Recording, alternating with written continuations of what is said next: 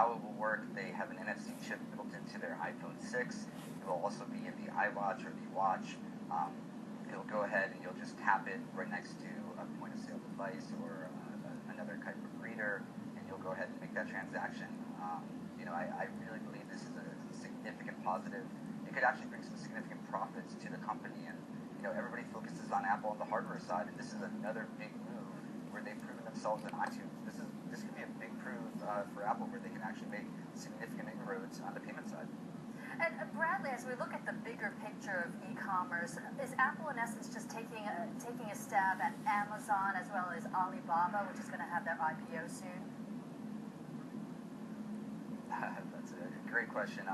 They're actually absolutely taking a stab at all the big e-commerce companies, and anybody that's in mobile payments, they're going after. You look at eBay with PayPal.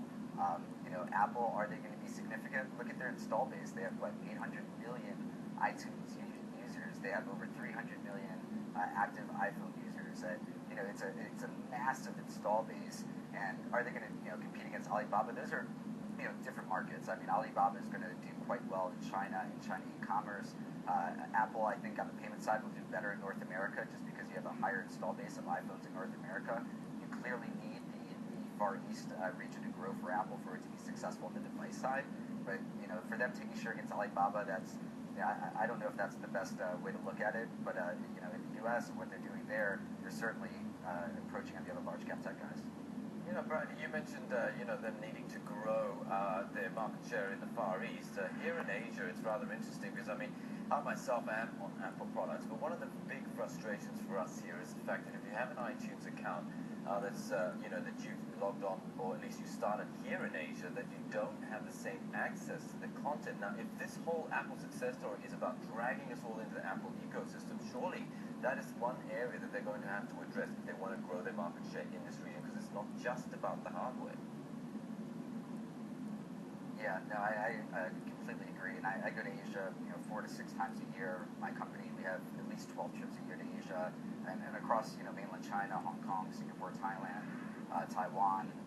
And I agree with you. There's certain places where some of these products don't work well. And you look at mainland China and you try to use Google, it doesn't work. So it's very important for Apple to be successful in the Far East. It's a major part of their growth initiative. Are they going to be successful? That's remained to be seen. I think they need to. First, I think they're starting off with iPhone 6 with the larger devices. I mean, there's a larger appetite for larger screen devices, and they've been really slow to market there. And that's why most analysts have really high expectations for iPhone 6 launch.